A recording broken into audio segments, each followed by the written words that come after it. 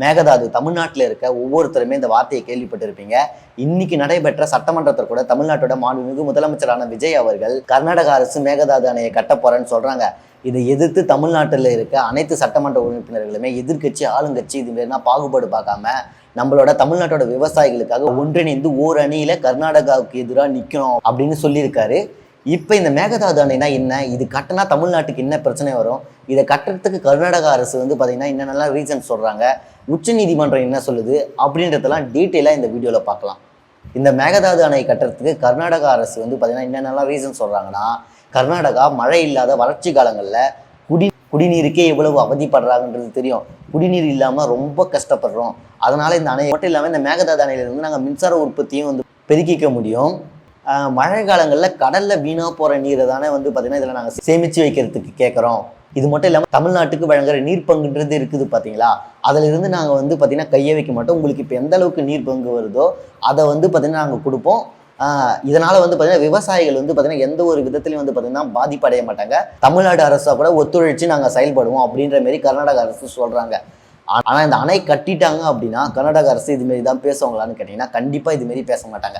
இப்போ என்னோட வீட்டில் 7 பேர் இருக்காங்க. நாங்கள் 1 லிட்டர் தண்ணி குடிப்போன்னு வச்சுக்கோங்க. இப்போ எங்கள் வீட்டோட குழாயில் பார்த்தீங்கன்னா 7 லிட்டர் தண்ணி தான் வருது.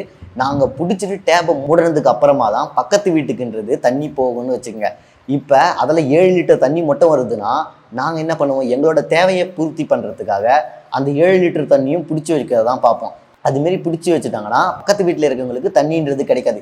இதே தான் கர்நாடக அரசுமே பண்ணோம். ஒருவேளை பார்த்தீங்கன்னா அந்த ஆண்டுக்கு மழைன்றது பார்த்தீங்கன்னா அந்த அளவுக்கு அதிகமாக பெய்யலை, வறட்சி பார்த்தீங்கன்னா அதிகமாக இருக்குது அப்படின்றப்ப கர்நாடக அரசு தான் மாநிலத்துக்கு தேவையான நீரை பார்த்தீங்கன்னா எடுத்துக்கிறதுக்கு தான் பார்ப்பாங்க. தமிழ்நாட்டுக்கு நீர் பற்றாக்குறைன்றது அதிகமாக ஏற்படும். இந்த மேகதாது அணையை கட்டிட்டாங்க அப்படின்னா அதில் தண்ணி பார்த்தீங்கன்னா தமிழ்நாட்டுக்கு எந்த அளவுக்கு கொடுக்கணும் அப்படின்றத முழு கட்டுப்பாடுமே கர்நாடக அரசு தான் எடுத்துக்கும். அதை பார்த்தீங்கன்னா நம்மளால் போய் எதுவுமே பண்ண முடியாது. ஏன்னா தமிழ்நாட்டுக்கு வர்றதுக்கு முன்னாடியே அவங்க பார்த்தீங்கன்னா அந்த அணையை வச்சுருக்காங்க. ஏன்னா இப்போ தமிழ்நாட்டில் தஞ்சாவூர், திருவாரூர், நாகப்பட்டினம், மயிலாடுதுறை, திருச்சி இந்த 6 மாவட்டத்தில் இருக்க 70% விவசாயிகள் இந்த காவேரி நீரை நம்பி மட்டும்தான் இருக்காங்க. அதனால் இதை பார்த்தீங்கன்னா கர்நாடக அரசு மேகதாது அணையை கட்டிட்டாங்க அப்படின்னா இது பார்த்தீங்கன்னா இந்த 6 மாவட்டத்தோட விவசாயிகளுக்குமே ரொம்ப பெரிய பிரச்சனையாக அமையும். இதை பார்த்தீங்கன்னா கர்நாடக அரசு மேகதாது அணையை கட்டிட்டாங்க அப்படின்னா எப்படி பார்த்தனாலுமே தமிழ்நாட்டுக்கு மிகப்பெரிய ஒரு பாதிப்புன்றது இருக்குது நீர் பற்றாக்குறையால், முக்கியமான வறட்சி காலங்களில். அதனால் தமிழ்நாட்டோட முதலமைச்சர் மாண்புமிகு விஜய் அவர்கள் சொன்னது போலவே எதிர்கட்சி ஆளுங்கட்சி இதெல்லாம் பார்க்காம விவசாயிகளுக்கு ஆதரவாக அந்த மேகதாது அணை கட்டுற விஷயத்தில் கர்நாடக அரசுக்கு எதிராக ஓர் அணியில் நிற்கணுன்றது தான் எல்லாரோட கோரிக்கையாகவும் இருக்குன்றதை நான் பார்க்குறேன். இதை பற்றி நீங்கள் என்ன நினைக்கிறீங்கன்றதை கமெண்ட் செக்ஷனில் சொல்லிட்டு போங்க.